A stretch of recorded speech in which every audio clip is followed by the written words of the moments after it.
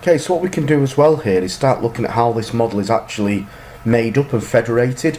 So federated means bringing the different discipline models in together to make one complete virtual build of what we're looking at. And we can see that by using this button here. So as you can see there, this mech hall building is made up of these 4 models. Now I might want to say, well, I just want to review the structures model. So you can see here, because of the naming convention, we can see the S is the structures model, the A are the architects models, that's interior and exterior, and the M&E is obviously mechanical and electrical. So we can actually come to the I symbol here and switch these models off one by one.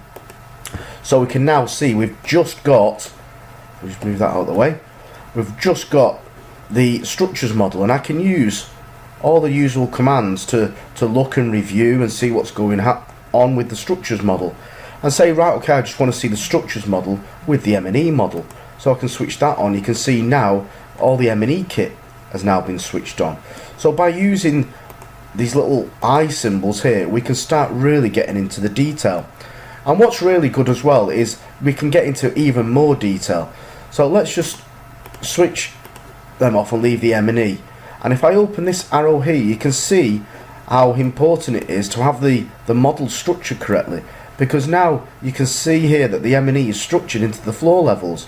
And basically if I select any of the names, you can see what is actually in each floor level. Now you can see it's linked to risers and things like that, but as you click through, you can see it highlighted in yellow what is part of the model. So actually you could come down here and start unselecting all these and just say leave level 7 on, and then you can start reviewing just the plant room that's on the main roof, etc. You know, so there's lots and lots we can do. And even if you wanted to go further, you could open that up and you can see that it's actually broken down into all the other elements. So you could start unticking these just to see what ductwork's up there and things like that. So you can start looking at other bits of coordination that's going on. So this now is purely just ductwork. If I switch the ductwork off, I might say, okay, is there any cable trays up there? Yes, there's the cable trays. So we can really start manipulating the model just by using this. But also, if you went into cable tray and open the arrow again, you can see that we're getting into the fittings, lighting tray.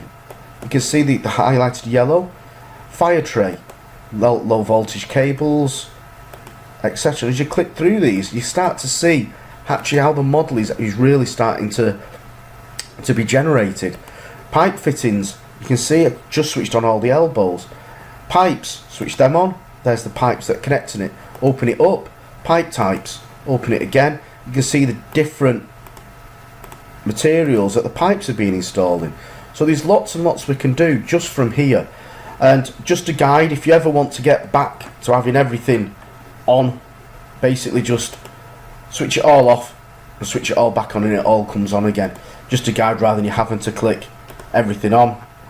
And there we go, everything's switched on again, and we can zoom out and we've got the complete building. But very useful tool, but use this here to look at each individual models.